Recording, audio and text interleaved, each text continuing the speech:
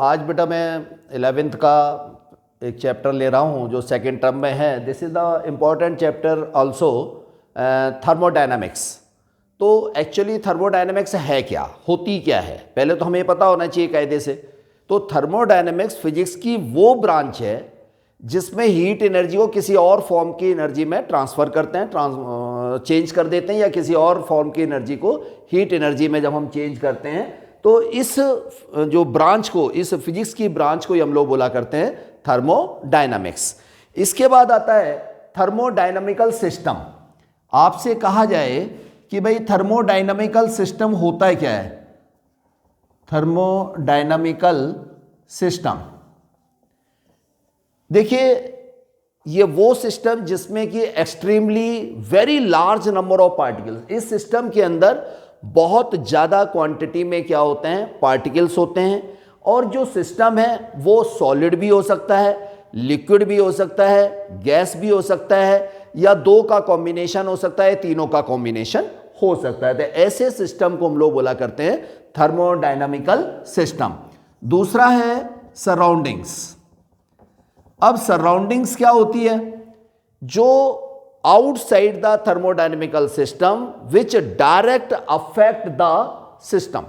मतलब thermodynamical system के बाहर का पोर्शन जो सिस्टम को डायरेक्ट अफेक्ट करता है उसको हम लोग बोला करते हैं सराउंडिंग्स। जैसे आप सपोज करिए आप रूम में बैठे हैं, रूम के बाहर मान लीजिए गर्मी पड़ रही है तो उसका इफेक्ट कहाँ आता है, रूम के अंदर आता है। तो हमारे लिए ये जो आउटसाइड द रूम है वो सराउंडिंग हो जाएगी। तो ऐसी कोई भी सिस्टम होगा उसका जो बाहर का पोर्शन होता है, जो बाहर वहां पर जो मीडियम होगा उसका यदि इफेक्ट उस सिस्टम के ऊपर पड़ रहा है तो उसे हम लोग बोला करेंगे सराउंडिंग्स। इसके बाद आता है आपका इसमें कि जब सराउंडिंग्स हमारी आ गई, अब ऐसा भी तो जरूरी तो है नहीं कि मतलब जैसे बाहर हीट हो रही है तो बाहर से हीट अंदर आती हो सकता ना आती हो, दोनों ही चीज़ हो सकती हैं। तो इसलिए जो वॉल्स होती हैं थर्मोडायनेमिकल सिस्टम की, इसकी जो वॉल्स होती हैं वो दो प्रकार की होती है बेटा। एक तो होती है डायाथर्मिक वॉल्स, डायाथर्मिक वॉल, और दूसरी होती है एडियाबेटिक वॉल्स, एडियाबेटिक वॉल्स। अब डायाथर्मिक वॉल्स वो वॉल्स होती है जिसमें हीट सराउंडिंग से सिस्टम में आ सकती हो या सिस्टम से सराउंडिंग को जा सकती हो। ऐसी वॉल्स जो होती हैं जो हीट को अपने में से पास कर सकती हैं, उस वॉल्स को हम लोग बोला करते हैं डायाथर्मिक वॉल। और जो एडियाबेटिक वॉल्स होती हैं इसमें ना तो हीट सराउंडिंग से सिस्टम में आएगी, ना ही कोई हीट सिस्टम से सराउंडिंग में जाएगी। ना तो बाहर से अंदर आनी है हीट, ना अंदर से बाहर जानी है हीट। ऐसी वॉल्स जो होती हैं जो इंसुलेटेड वॉल कहलाएंगी, आप कहोगे इन्हें, तो इसको हम लोग बोला करते हैं एडियाबेटिक वॉल्स। अब जिसमें ये डायाथर्मिक वॉल्स लगी होती हैं ऐसे सिस्टम को कहते हैं क्लोज्ड सिस्टम। इस सिस्टम को हम लोग बोलते हैं क्लोज सिस्टम, और इसको हम लोग बोलते हैं आइसोलेटेड सिस्टम, जिसमें कि हीट ना तो अंदर से बाहर जाए और ना बाहर से अंदर आती है, तो उसको बोला करते हैं हम लोग आइसोलेटेड सिस्टम। तो यहां तक कि ये चीज आपकी समझ में आ गई। थर्मोडायनामिकल सिस्टम क्या होते हैं, सराउंडिंग क्या होती है, सराउंडिंग के जो सिस्टम है उसकी वॉल्स किस किस प्रकार की होती हैं, और उन सिस्टम्स को हम लोग कहते क्या है। इसके बाद आता है थर्मोडायनामिक्स कोऑर्डिनेट्स।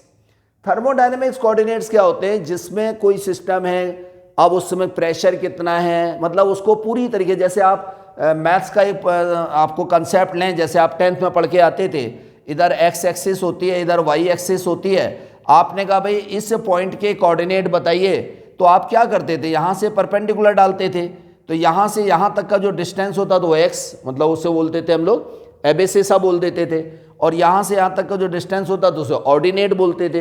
तब यहाँ पर एबेसिसा और यहाँ ऑर्डिनेट लिख देते थे, तो वो उसको कोऑर्डिनेट कहलाते थे। इसी तरीके से यहाँ पर भी जब किसी सिस्टम को हम लोग डिफाइन करना चाहते हैं, बताना चाहते हैं, उसकी पोजीशन के बारे में, उसके पूरी सिस्टम के बारे में बताना चाहते हैं, तो हमें जिन जिन कोऑर्डिनेट्स की रिक्वायरमेंट होती है उनको हम लोग बोला करते हैं थर्मोडायनामिक कोऑर्डिनेट। जैसे प्रेशर है, पी से डिनोट करेंगे, वॉल्यूम है, कैपिटल वी से डिनोट करेंगे, और टेम्परेचर है कैपिटल टी से। तो जनरली ये तीन ही लेते हैं। वैसे हीट भी होती है, क्यू भी ले सकते हैं आप। लेकिन जनरली प्रेशर, वॉल्यूम और टेम्परेचर से किसी भी सिस्टम को हम रिप्रेजेंट कर सकते हैं। तो इसको बोला करते हैं हम लोग थर्मोडायनामिक कोऑर्डिनेट्स। अब ये आती है थर्मोडायनामिक इक्वेशंस क्या होती हैं। थर्मोडायनामिक इक्वेशन जो इन तीनों में जो रिलेशन आ जाता है, प्रेशर, वॉल्यूम, टेम्परेचर में जो भी रिलेशन होता है उसको हम लोग बोला करते हैं थर्मोडायनामिक इक्वेशन। ठीक है, तो इसको हम लोग ने कहा कि ये थर्मोडायनामिक इक्वेशन हो गई। तो इस तरह से मैंने ये सारी चीज़ें आपको बताई। पहले ये बेसिक्स हैं, क्योंकि पहले बेसिक्स हमारे समझ में आने चाहिए, उसके बाद अब आगे बढ़ते हैं। अब जो आगे है उसमें कैसे क्या है अब वो समझिए। अब हमने लिया कि सिस्टम होते कितने प्रकार के हैं। जो प्रोसेस है थर्मोडायनामिकल प्रोसेस, थर्मोडायनामिकल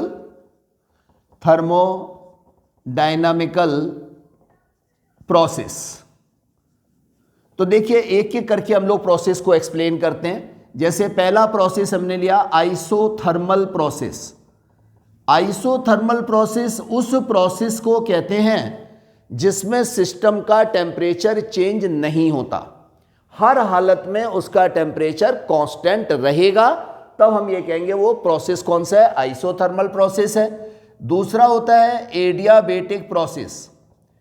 एडियाबेटिक प्रोसेस ये वो प्रोसेस होता है जिसमें सिस्टम की हीट में किसी तरीके का कोई चेंज नहीं होता है। यदि सिस्टम की हीट हर समय कांस्टेंट बनी रहे तो उसमें हम लोग बोलते हैं एडियाबेटिक प्रोसेस, मतलब हीट ना तो सराउंडिंग को जाए ना ही सराउंडिंग से सिस्टम में आए। तीसरा हमने लिया आइसोवॉल्यूमिक प्रोसेस। आइसोवॉल्यूमिक प्रोसेस बोल दीजिए या इसी को बोलते हैं आइसोकोरिक प्रोसेस।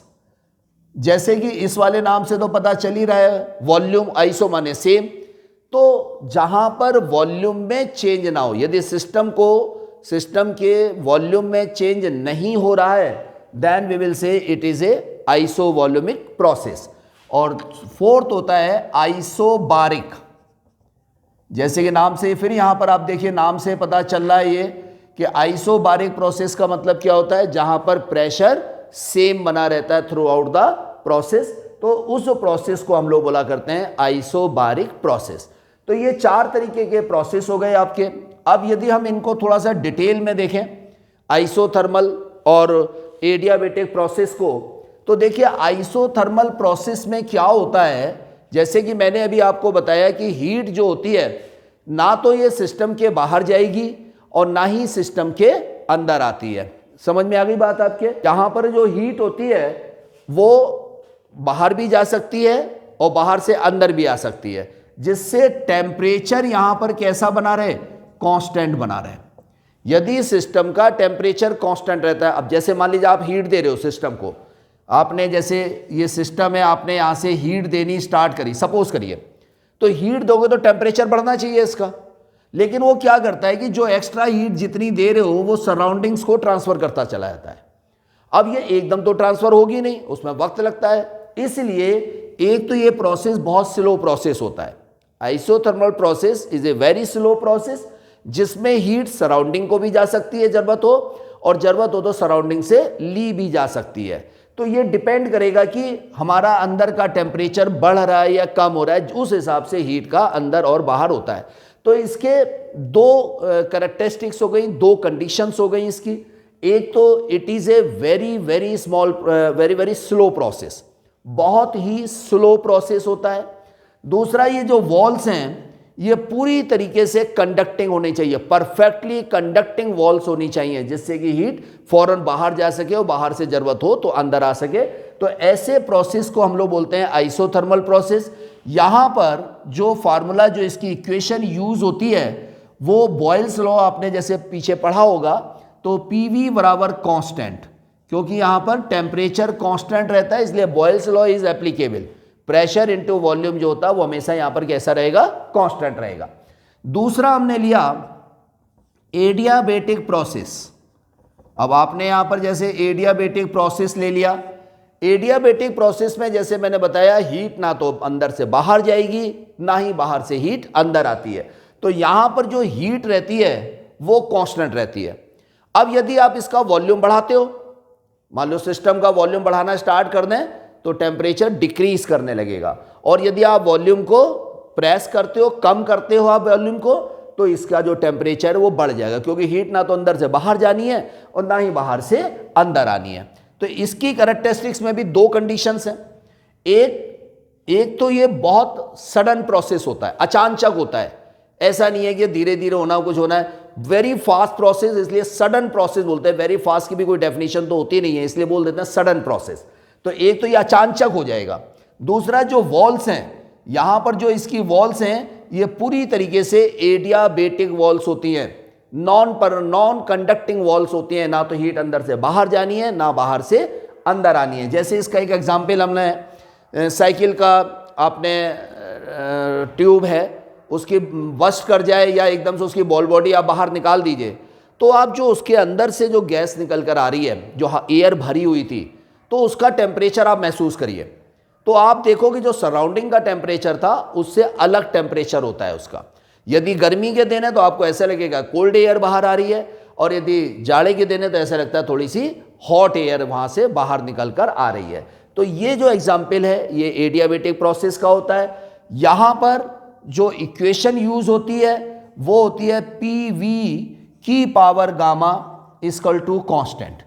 अब ये हुआ कि पी वी की पावर गामा, गामा क्या होता है आपने पढ़ा है, specific heat at constant pressure और specific heat at constant volume, इसका जो रेशियो होता है उसी को हम लोग बोला करते हैं गामा। गामा बराबर ratio between the specific heat at constant pressure and eight constant volume.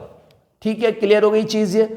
यहाँ से जो हमने जैसे पीवी की पावर गामा बराबर कांस्टेंट, ये तो सीधा सीधा देखा जाए तो ये स्टैंडर्ड फार्मूला है, लेकिन अब हम यहाँ पर क्योंकि टेम्परेचर भी कांस्टेंट नहीं रहता है तो हम इसको ना टेम्परेचर वगैरह के टर्म्स में भी लिख सकते हैं। कैसे लिखते हैं वो देखिए, जैसे हमें दे दिया पीवी की पावर गामा बराबर क्या होता है, कांस्टेंट होता है। अब आपको पता है कि पीवी बराबर किसके होता है, आरटी के बराबर होता है। ठीक है ना, आपने कहा नहीं हम तो पी चेंज करना चाहते हैं, पी के टर्म्स में नहीं लाते हैं, तो पी बराबर कितना हो जाएगा, आरटी अपॉन वी हो जाएगा। इस वैल्यू को आपने यहाँ पर पुट कर दीजिए P की जगह, तो ये हो जाएगा R T upon V into V की पावर गामा बराबर कांस्टेंट। अब इस V को ऊपर ले जाइए, R इंटू टी वी की पावर गामा -1 हो जाएगा बराबर कांस्टेंट, क्योंकि R भी कांस्टेंट होता है, इसको भी इधर ले जाए तो कांस्टेंट अपॉन कांस्टेंट होगा, तब भी कांस्टेंट ही रहेगा। तो एक फार्मूला हमारा यहाँ पर ये बन जाता है T इंटू वी की power gamma -1 equal to constant. एक फार्मूला हमारा ये बन गया। अब आपने यहाँ पर देखा कि एक तो PV में आ गया और एक TV में आ गया, तो हमने कहा V हटा दिया, P और T के अंदर ले लें। तो यहाँ से ही इसी फार्मूले से आप V निकालिए, तो V बराबर कितना हो जाएगा, यहाँ से RT अपॉन P हो जाएगा। ये आप यहाँ पर पुट कर दीजिए, इसके अंदर आपने पुट करा, P ऐसे ही लिखा, V की जगह लिख दिया आपने RT अपॉन P की पावर गामा बराबर कितना हो जाएगा, कांस्टेंट। यहाँ से इम्प्लाइज दैट ये है P की पावर गामा आपका इस तरीके से आ गया, यहाँ पर T की पावर गामा इधर हो गया, R उधर ले जाइए तब भी ये, जैसे पीछे ले गए तो तब भी ये क्या रहेगा, कांस्टेंट रहेगा यहाँ पर। अब इस P को नीचे ले आइए, अब तो ऊपर तो रह गया T की पावर गामा और नीचे हो जाएगा P की power gamma -1 equal to constant.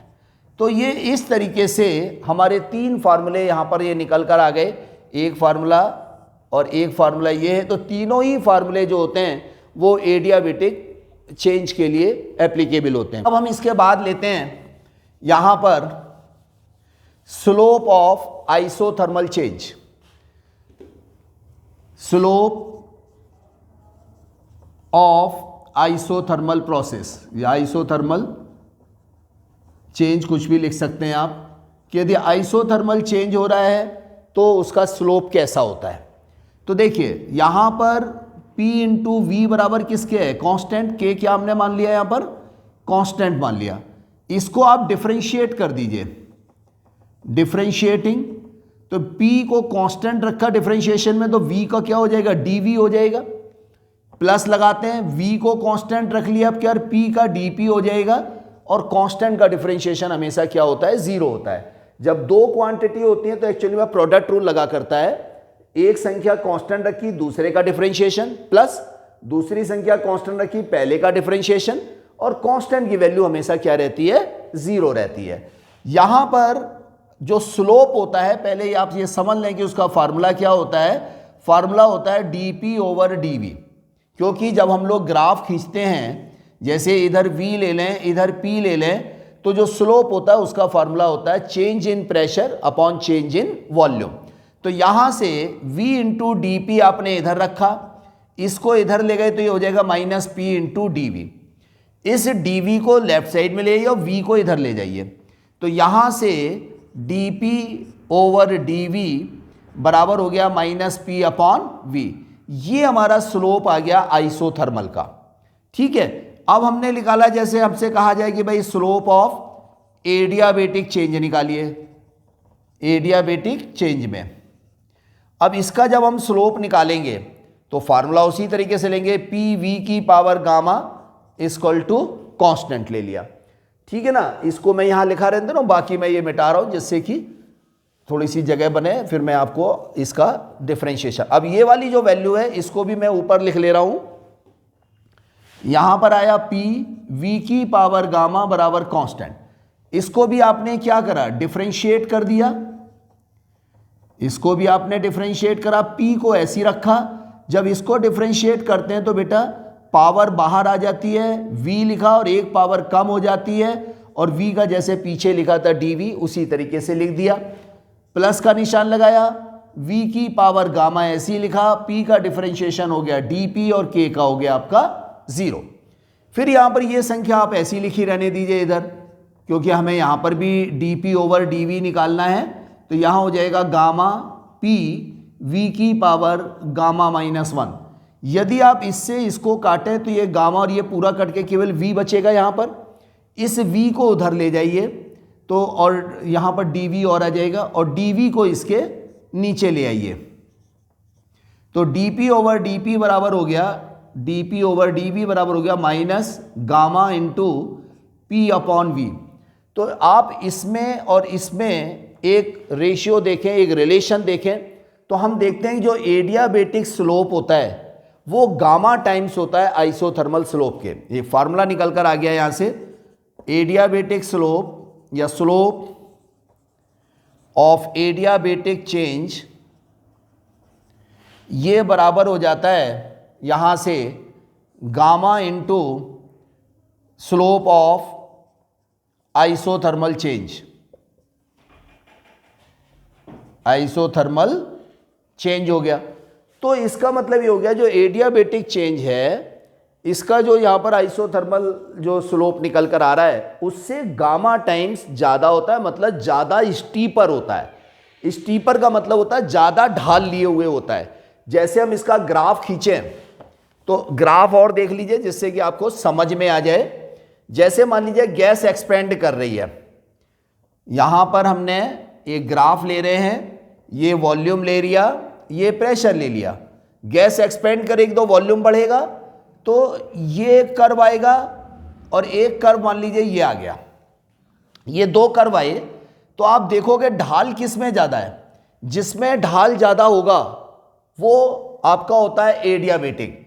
तो यहाँ पर आप देख रहे हो कि यहाँ पर जो ढाल है वो कम है, तो ये तो होता है आपका आइसो, क्योंकि यहाँ पर जब टेंजेंट खींचो और इसका टेंजेंट खींचो तो यहाँ पर तो ये हो जाएगा आइसोथर्मल चेंज हो जाएगा, ये आइसोथर्मल प्रोसेस में आ जाएगा। और ये वाला जो हो जाएगा ये हो जाएगा आपका एडियाबेटिक एक्सपेंशन। ये तो इस तरीके से हो गया, ठीक है ना। अब ये गैस कैसे हो रही है, यहाँ पर एक्सपेंड हो रही है। मान लीजिए गैस कंप्रेस कर रही हो, लेना इधर V है, इधर P लेना है। जब गैस एक्सपेंड कर रही होती है तो ग्राफ इधर से चलेगा इस तरीके से, तो ये इस तरीके से जब ये जा रहा है तब अब ऊपर वाला जो होता है ये एडियाबेटिक चेंज में होगा। ये किस में होगा, एडियाबेटिक चेंज हो जाएगा। और ये जो होता है वो हो जाएगा वो आपका आइसोथर्मल चेंज। तो यहां से आपने देखा कि जो स्लोप होते हैं, कि जो यहां पर जो आपका स्लोप है वो यदि गैस एक्सपेंड कर रही है तो उसका स्लोप ज़्यादा होगा। तो आइसोथर्मल और एडियाबेटिक एक्सपेंशन में या कंप्रेशन में आप ग्राफ खींचोगे तो जिसका ढाल ज़्यादा होगा, जिसका स्लोप ज़्यादा होगा, that is the adiabatic curve, और जिसका ढाल कम होगा, स्लोप कम होगा, उसे बोलेंगे हम लोग आइसोथर्मल कर्व। तो इस तरीके से आज मैंने यहाँ तक आपको ये सारी चीज़ डिटेल कर दी हैं। इसके बाद हम लोग वर्क डन वगैरह निकालेंगे आइसोथर्मल प्रोसेस एडियाबेटिक में, we will take on next turn. यहाँ तक यदि कोई चीज़ आपने दिक्कत है आप मुझसे पूछ सकते हैं।